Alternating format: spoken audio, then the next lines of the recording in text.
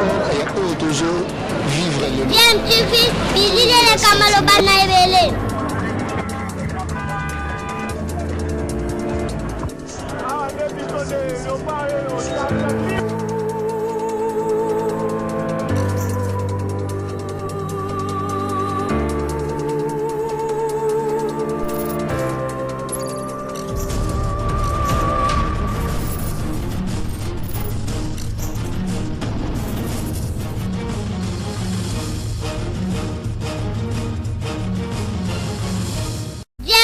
Toujours un enfant. Ça, nous voilà de retour pour la deuxième partie. Il y a émission Nabino, rendez-vous des auditeurs. Et Michel Pessa Nabino, possibilité, à Kopenga, à Kopesa, Makaniti Nabino, à Kopesa Baïde Nabino, Namakamuzali Koleka, Namboka Nabiso, au Congo. Thématique, nous gardons la même thématique. Évaluation du programme de 100 jours du chef de l'État Félix Antoine Tshisekedi Tshilombo. Les députés nationaux Jean-Jacques Mamba adressent une question écrite au directeur du cabinet du chef de l'État Vital Kamerhe en vue de lui fournir des explications sur l'exécution de ces programmes. Motuna Nabiso Oto, Bandaki Nangoto échange Nabiso qui focalisé dans la question comment peut-on apprécier et quelle chance accorder à cette démarche initiée par mon amboka Jean-Jacques Mamba. Deuxième question qui un directeur des cabinets peut-il faire l'objet du contrôle parlementaire? Est-ce que directeur à cabinet Azali redevable devant un parlement? On a échangé d'habitude sur retourner devant la question on a par rapport à la démarche Jean-Jacques Mamba a initié pour obtenir information, explication par rapport à l'exécution. Il y a travaux, il y a saut mouton, travaux, il y a programme d'urgence, le chef de l'État dans le cadre, il y a 100 jours. Pour nous, la deuxième partie, première partie de ce qui vraiment échange entre Ngaïna Bino, auditeur, auditrice à Radio Liberté Kinshasa, tout autre deuxième partie n'a invité pour partager ma solo il y a dédoublement pour na auto za na kiosque les alliés Christian et Mango mbote na ko Christian mbote mingi papa journaliste zana esengo ya kozala d'ailleurs ko ya mama pour la mbala ya liboso na assuré ko za sukate awa na émission na bino. Donc numéro Bokobenga ezali 082 33 33 749 082 33 33 749 pour la meilleure compréhension 082 33 33 749 voilà bazali ko na biso na radio bazali na biso na télévision numéro ezali affiché au bas de vos écrans oyo Bokobenga bopesa makanisi na bino tokota na bozindo ya sujet na biso na mwana mboka Christian et Mango Jean-Jacques Mamba a initié moi question écrite ou adressée à directeur à cabinet et chef de l'État Vital Kamerhe pour obtenir explication par rapport à la construction, tous les travaux, exécution des travaux, il y a marmitali saut des moutons. Ndenge ni moni démarche wana. Oui, démarche wana ndenge na moni yango en tout cas na félicité. Oui bi na mboka na biso pona kosala makambo, il faut kozala na courage. Il faut kolakisa kozala na indépendance d'esprit. Oui, belé ce kalinga meka koloba bakoloba boye bakomona boye bakosala boye mais Jean-Jacques Mamba longonia koba kenda lisusu liboso po bakongomani baza na sima na yo bakosoutenir yo à 100% soki makambo zoloba ezali ya solo to ezali ya lokuta Vital Kamerhe akoki kose gêner te akorépondre.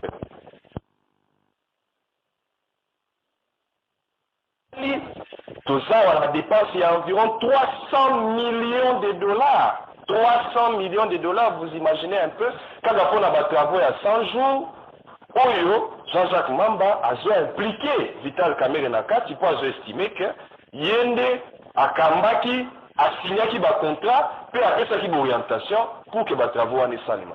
Et ça, nous avons une question simplement. Quand on a une question, et alors tous autres là, Miano, il faut bien pour la démocratie. Donc, Jean-Jacques Mamba a-t-il il a dénoncé Makambo Belé, le Belé Makambo Itali, montant nous qui déjà au Joaki, qui 237 millions de dollars américains.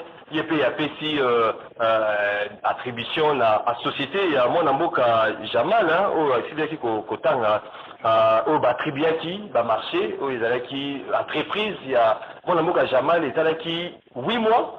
Donc 8 mois même attribués des marchés aux avez coûté la valeur il y a 171 millions de dollars américains. Oh, à mon avis vraiment les alaki aberrants. Est-ce que Vital Kamerhe, directeur à cabinet, la chef de l'État, est-ce que l'ali redevable dans le Parlement, est-ce qu'à côté qu'il y a vraiment coupé sa explication dans le Parlement, les alli démarches moraux, batuming bango na rôle écouter na l'autre. Que avant tout comme on a niveau wana.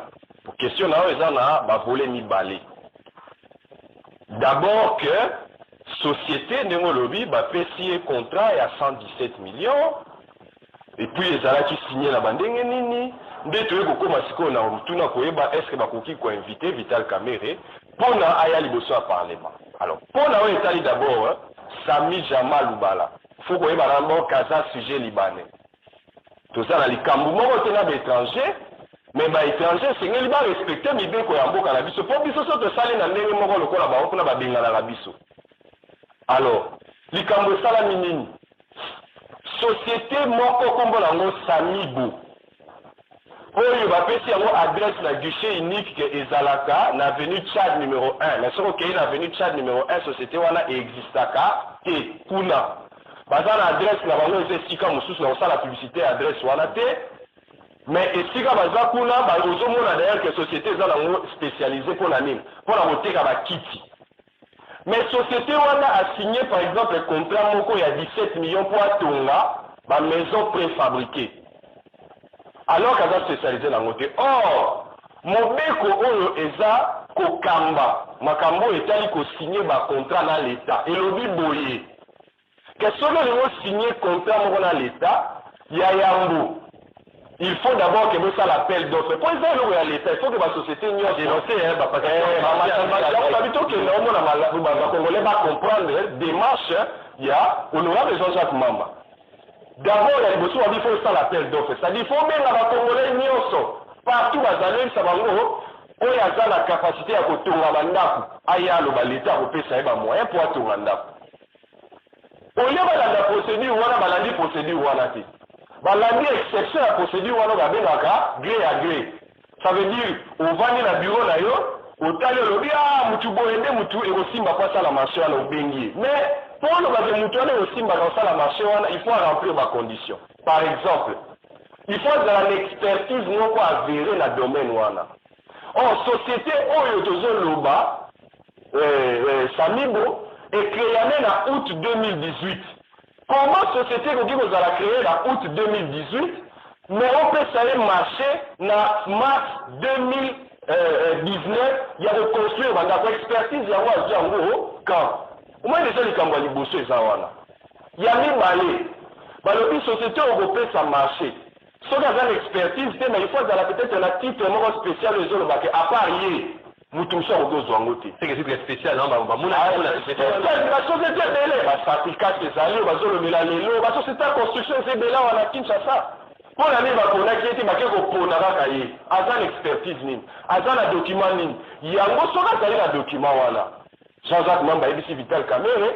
La qui fait ce document, la qui fait qui Jean-Jacques Mamba, mon lili, la passation. Ah, mon lili, ça qui est. Ce que j'allais que y a un expert, un document, les autres, qui y a un cas où tu as la Magambouana, la qui fait ce preuve, ma béni Zawana.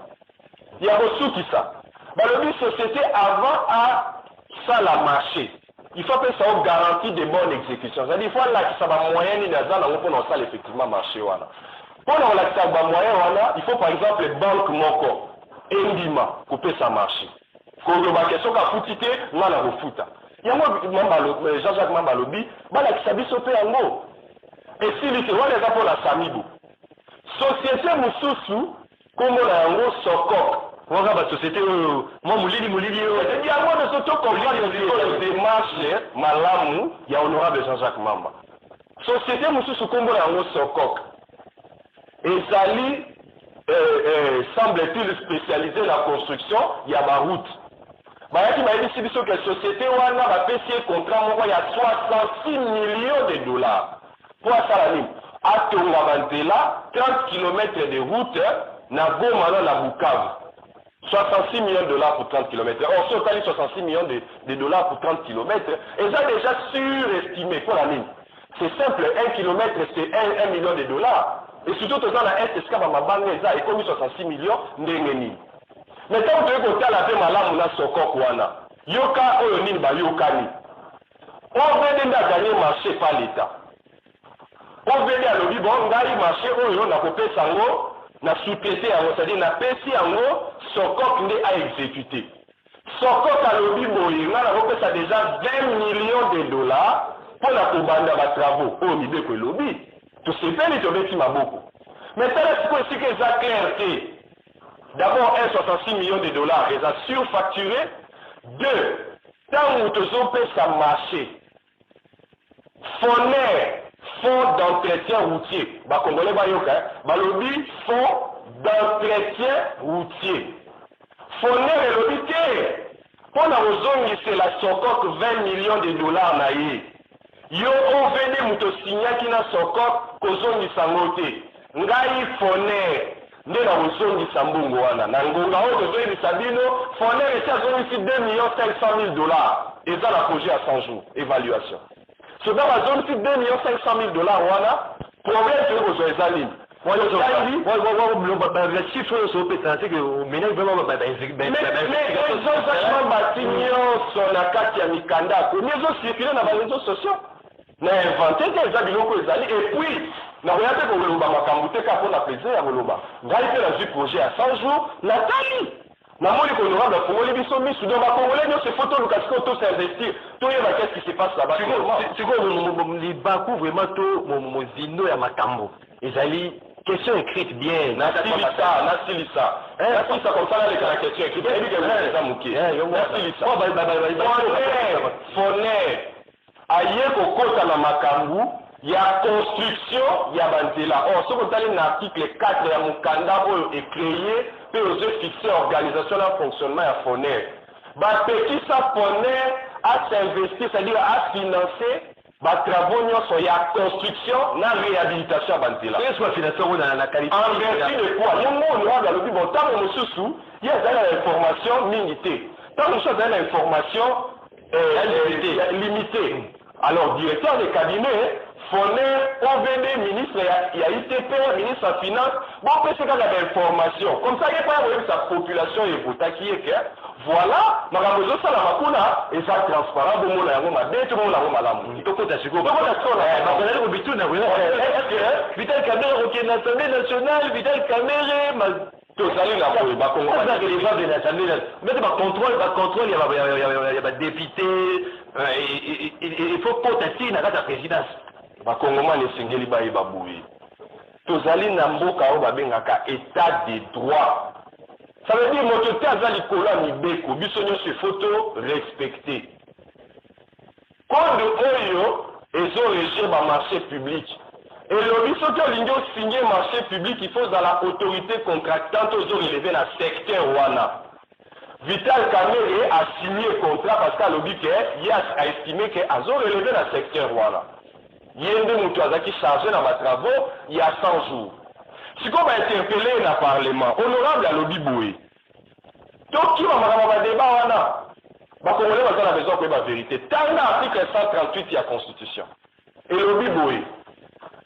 Parlement et qui constate là contrôle sur gouvernement, sur l'entreprise publique, et quoi le but sur le service public. Et mon continue la présidence, c'est un mandat continue la présidence. Si quand on y a dit ça, le service public est allé en compte la présidence. Service public est allé organisation nyonso, to activité oyo, et ça la musala pour la bateau nyonso, c'est-à-dire pour la mboka mobimba.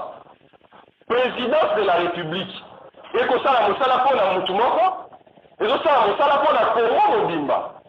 C'est sur base de l'article 138, de Jean-Jacques Mamba a sengi na directeur ya cabinet ya président de la République aya. Alors confusion ezosalema na kati ya opinion ezala national d'aparté bango exactement la Vital Kamerhe to Vital Kamerhe eza ya l'Assemblée nationale boye contrôle na parlement ezala ba niveau ebele okoki kosala question écrite to orale wana surtout sur les questions écrites eza makambo individuel ça veut dire otuni concerné ye moko et puis il faut ezala penza ya yo soki eza oral awana ozala obligé ya koya kosexpliquer na parlement mais il faut tosala la différence mais oyo eza écrit eza bango mibale eza ya bango azwana na information parce que alinga continuer na banquête mais sans information wana akoka koavance te nde yango asengi ye nanu baquestion wana alors soki sikoyo place bato azosala confusion eza nini bazokanisaka contrôle parlementaire nyonso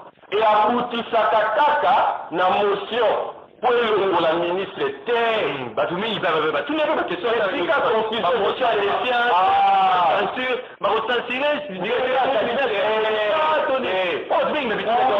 kuna il faut te reconnaître que député national to provincial aza na droit wana te mais kasi soki réponse eza satisfaisante azwaka bamikano ebele eza kaka balwa te azwaka mpe barecommandation nde okomona sikoyo parlement ekoki korecommande na président de la république parce que ye même aza autorité ya directeur de cabinet ketala par rapport ya banquête tomene tomoni ke eza clair te asali barecommandation par exemple ya kodiscipline ya kosenga ye demande d'explication ya koblame ye to même ya korevoke ye esika bato bazosala confusion yango wana contrôle parlementaire oyo esalaka bamotion eza kaka sur premier ministre na bamembre ya gouvernement oyo batika ebongo mpona bato oyo bazali kokanisa mpona olandaki ete bayi politike mingi kokola association to alliance ya cash oyo ezali UNC na IDPS mwa mbilinga ezali bamisusu bazali kosenga ete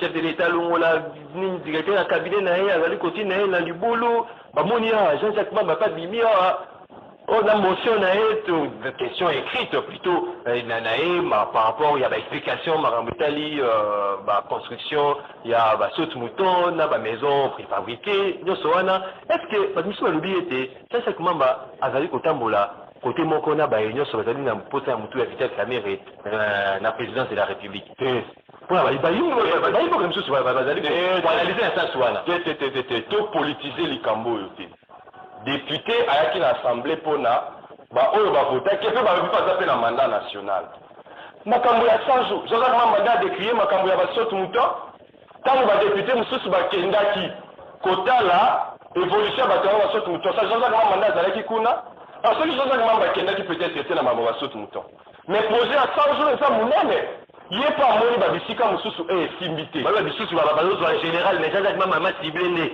asible za information pas de affaire lokuta mikanda ya Jean-Jacques Mamba eza adressé na directeur de cabinet ya président de la République eza adressé na directeur général ya OVD ya FONER na ministre ya ITP infrastructure travaux publics ministre ya finance na ministre économie et salamité mais bato wana nyonso peut-être nde eza bamédia nde basinteresse po ebi na makambo nyonso bakimaka d'abord gros poisson baministre te bango komona yango nsima peut-être nde eza bamédia basinteresse mingi na directeur de cabinet mais adresse mikanda na ye na bato wana nyonso et je pense que ce qui est vraiment dans le cadre de l'état de droit, Batouana est censé répondre dans les délais de la loi, c'est-à-dire d'ici 10 jours. Donc, ils ont noté que nos directeurs à cabinet, oui, directeur à cabinet qui est l'Assemblée nationale, moi les procédures, ni les la première, ce qui DG à Foner, tout y a OPD. Pour la première. Azara qui nommé, n'a pas FCC. Ministre de la Finance, Azara FCC. Donc, et puis je pense aussi que William Gopos n'a évité ce que précisément, mais FCC. Et puis la directeur à cabinet à présent. C'est-à-dire que la banquette, et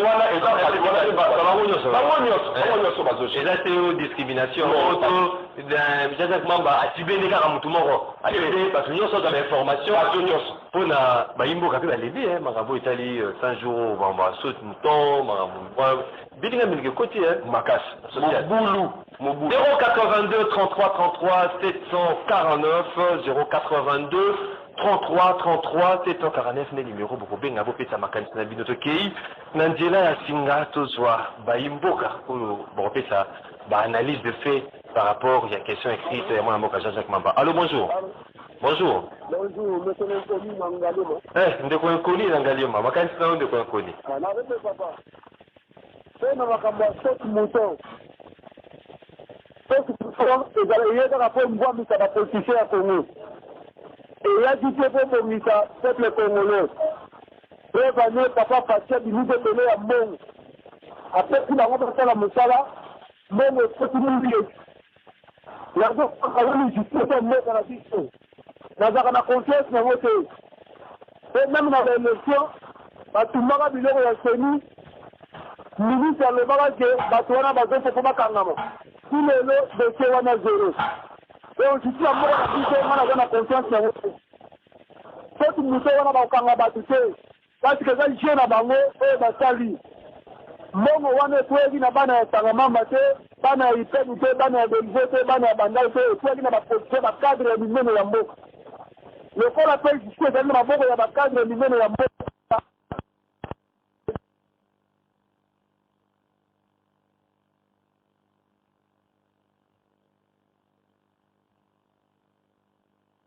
Mene babi bakadre ya mboka. Allô, bonjour.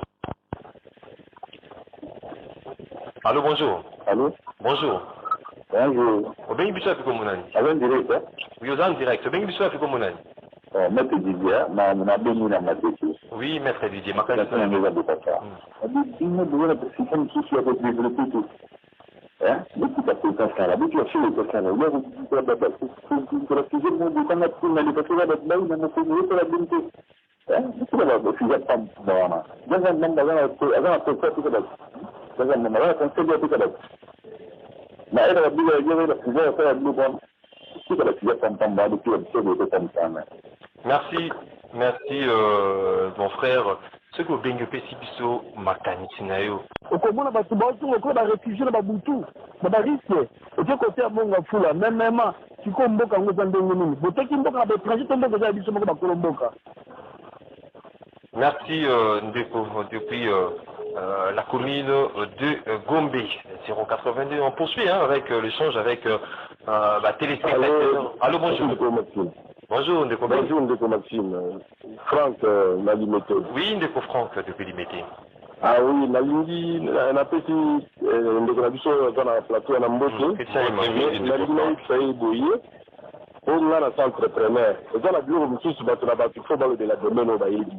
Parce qu'il y a un système, logique, non, entreprise, va aussi qu'on créer. Mais comment est-ce qu'un entreprise, parce qu'on demande aux Congolais d'être des entrepreneurs. Ils ont créé entreprise, vous en avez ingénieur, vous en avez bâtonnier, vous en avez bon compte. Est-ce que va bien voter sur le marché parce que dans le vie, entreprise, on va créer qu'à Chico. Pourquoi créer un Chico, mais vous en avez ingénieur expérimenté. Ça, ce n'est pas vraiment une raison.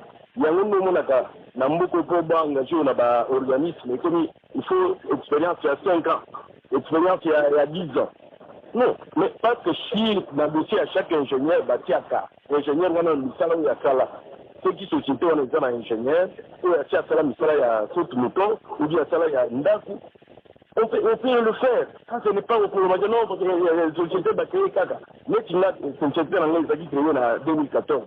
Ça nous a fait rater le marché, nous tous, dans cas condition. Non, les sociétés asiatiques.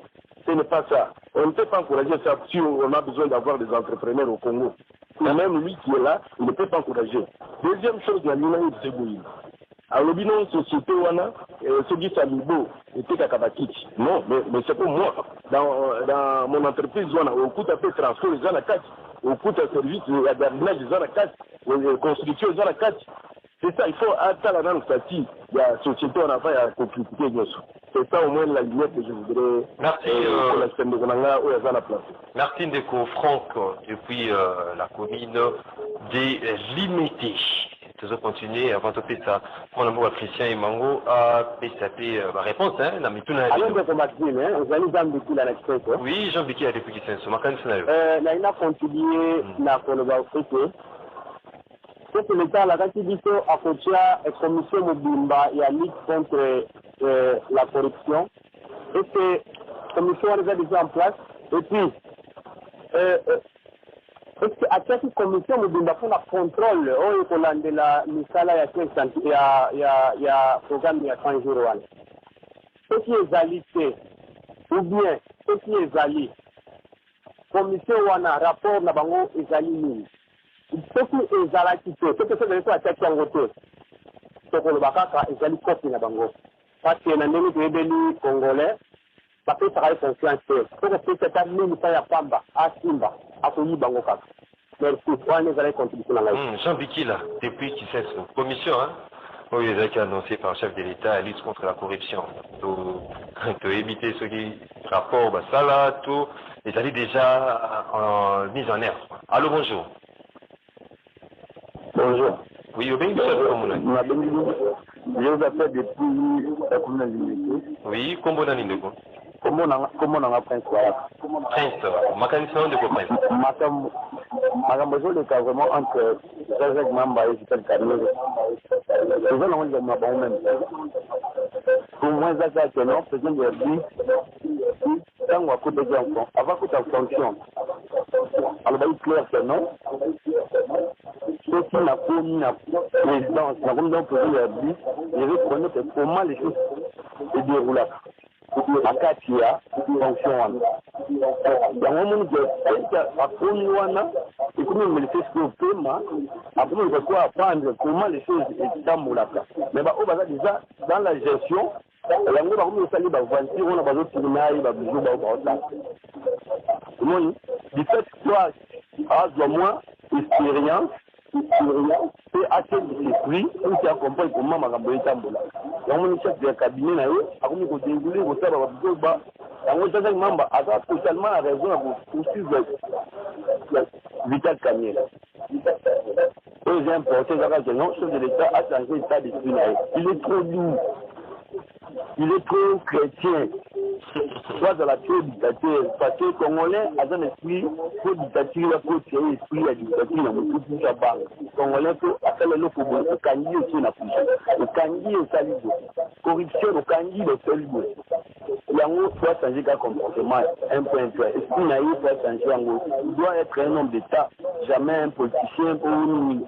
Comment un président de la République, il aux président de la République, le ministre Abou pour exécuter l'ordonnance, tout le monde est normal, aussi quand on fait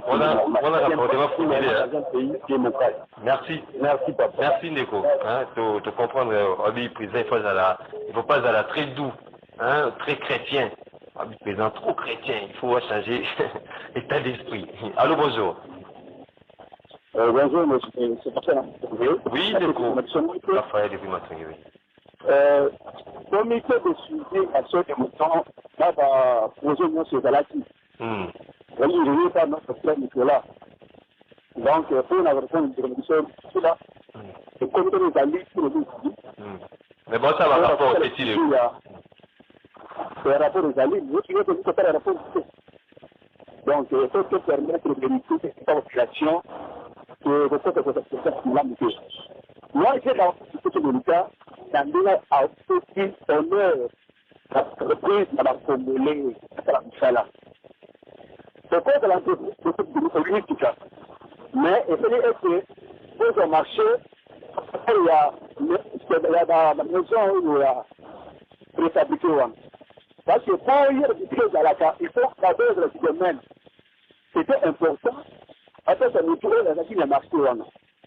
Dans le marché, il fallait la maison liée. Il est la télévision. Plus de 1500 maisons ici. Et maintenant, entreposé. Jusqu'alors, on a fait la barre. En attendant, on va le il y a pour dans le entre autres, on dit que la maison d'Ali a fabriqué, on va parler de ce là. Mais sur ce soya, sur les témoignages, je voudrais oser la entreprise. Encourager la bouche de l'État, on est un petit marché comme à Congolais, on est peut-être les États étrangers. Et puis, Congolais, on est sérieux. Et puis, maintenant, tu dis que le Congo Congolais, on a pour que, ah, nous sommes pas ça, ou bien, on va les faire une sélection là. C'est un peu ça le problème. Merci, Naoki Loko. La Congolais, on est sérieux, au Batibé, Misala. On prend des appels et puis tu repères ça, des Christian et Mango en réponse à la préoccupation. Allô, bonjour. Bonjour. Oui, au bien bisou tu comment on Oui. Au bien bisou tu comment on est Na Congo central, hein. Na Congo central. Makanisa ndeko. Bon, entre ça et le Boana, ndenge totala papa, tokaki la bakaide. Lele babuka yango, babuka. Bon, embouteillage de copie, circulation de la copie, de ma paix. Désolé, bana sensible. Les amis, moko faut babuka yango na ba pays développés. Les bapesa et les déjà ils ont aussi la tête, wapi. Bango pe balobi ke bakotika pour peut-être hier soit koya. Qu'est-ce que foyer? Hein? Ah, hier soit koya. Bango bakotika kaka wana.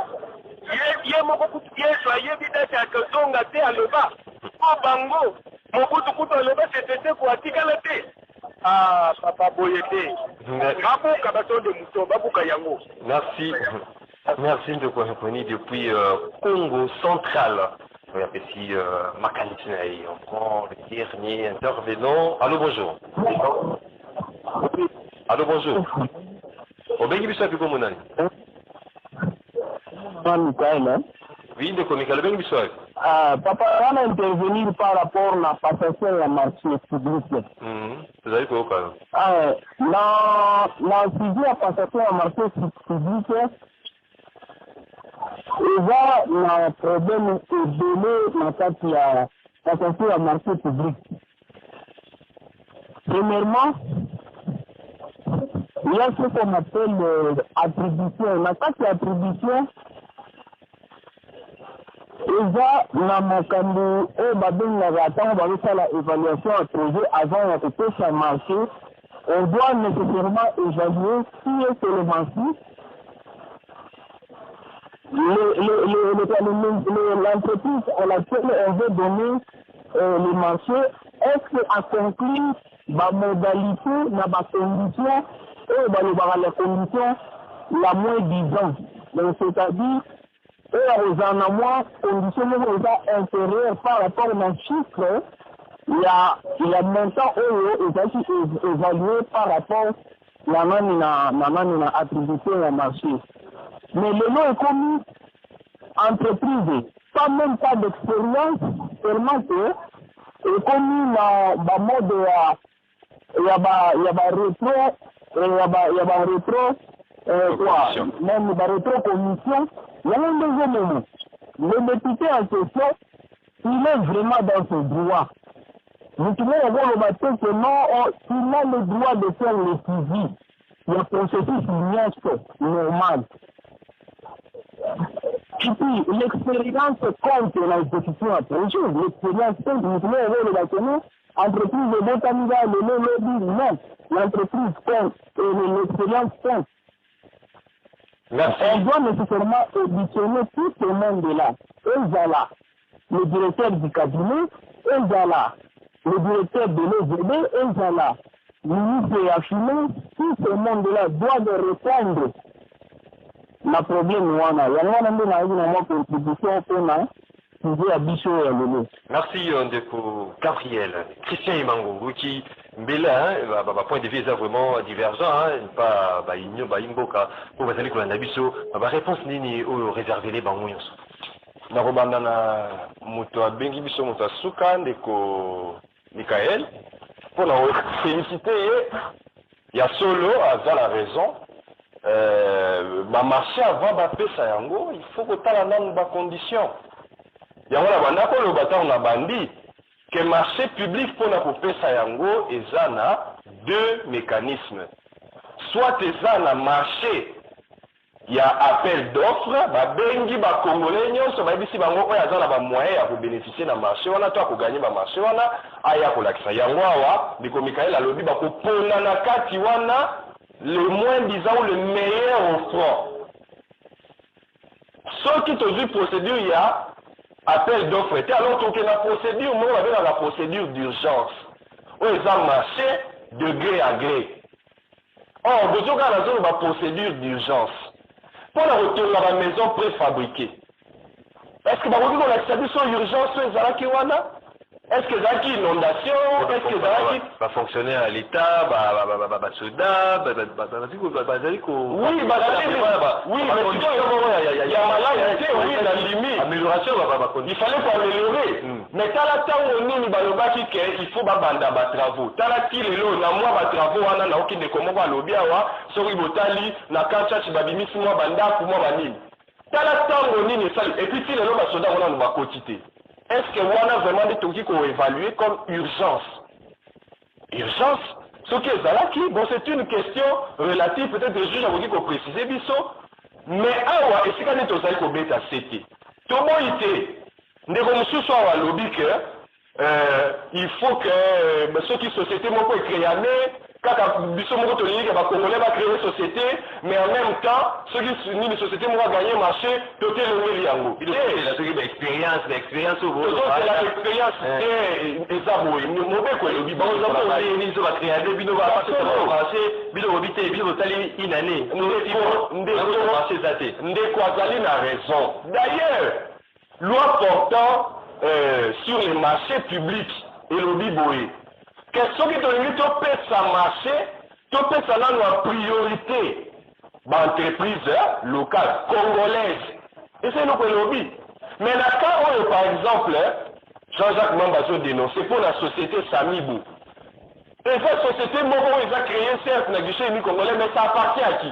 À un Libanais. Tout ça dans les Kangoumons, on est étrangers. Mais on a toujours mal les amis. Ce qui est le lot européen qui est marché. Sans que vous ayez la garantie que d'abord, à exécuter, on s'en a qui mis. Tout le monde